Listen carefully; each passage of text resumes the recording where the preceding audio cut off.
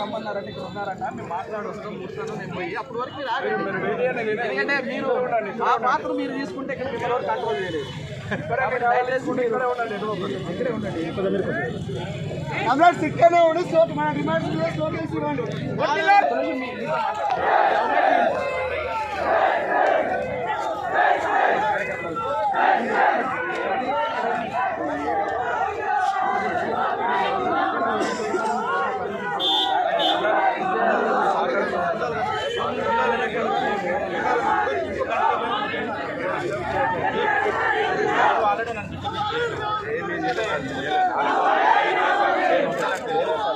పోతామంటే పోండి,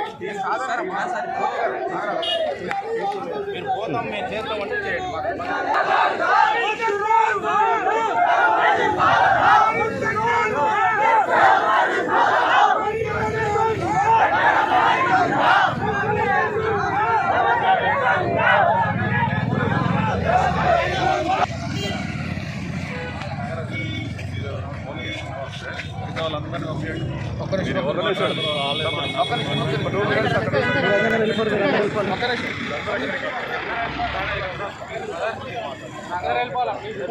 దూరం అండి, అందరూ వెళ్ళిపోవాలి.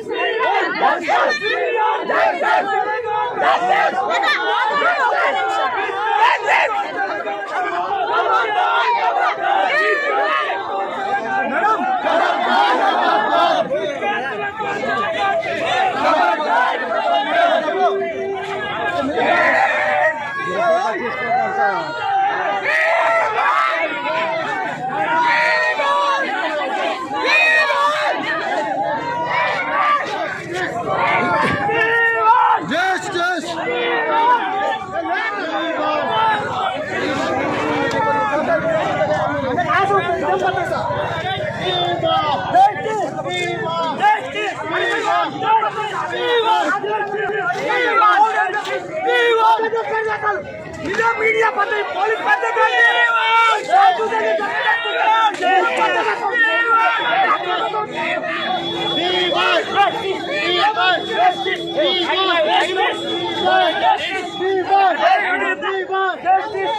ఈ సందర్భంగా కూడా మేము హెచ్చరిక జారీ చేస్తా ఉన్నాం.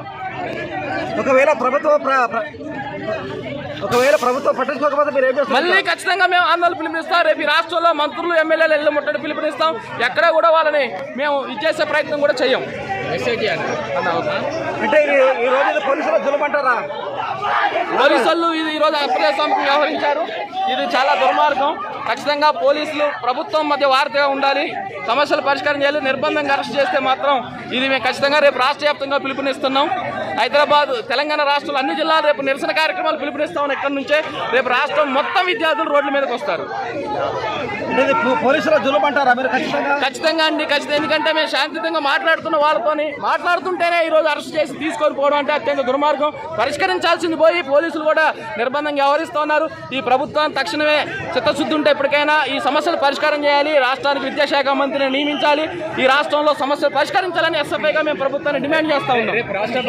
రేపు రాష్ట్ర వ్యాప్తంగా నిరసన కార్యక్రమాలు పిలుపునిస్తాం. అన్ని జిల్లాల్లో రాష్ట్ర వ్యాప్తంగా 8,000 కోట్ల రూపాయల స్కాలర్షిప్ బకాయిలు ఉన్నాయి. తక్షణమే స్కాలర్షిప్ విడుదల చేయాలని చెప్పేసి ఎస్ఎఫ్ఐ ఆధ్వర్యంలో శాంతియుతంగా మహాగర్జన నిర్వహిస్తూ ఉంటే పోలీసులు తట్టుకోలేని పరిస్థితి. ఈ రోజు అక్రమంగా అరెస్ట్ చేస్తా ఉన్నారు. తక్షణమే రేవంత్ రెడ్డి స్పందించి ఈ రోజు విడుదల చేయకపోతే భవిష్యత్తులో ఎమ్మెల్యేలు ఎంపీలు గడప లోపలికి లోపల పరిమితం ఉండాలి. గడప దాడి బయటకు వస్తే ఏ క్షణాన ఎస్ఎఫ్ఐ కార్యకర్తలు వాళ్ళు అడ్డుకుని తెలియని పరిస్థితి.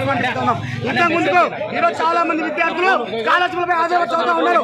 స్కాలర్షిప్ రానందు వలన చాలా మంది విద్యార్థులు విద్యకు దూరమైన పరిస్థితిలో రాష్ట్రం కనిపిస్తా ఉంది. ఒక విద్యార్థి చదువుకోవాలంటే అది విద్యార్థి తప్పు కాదు అని చెప్పేసి కూడా మేము డిమాండ్ చేస్తా ఉన్నాం.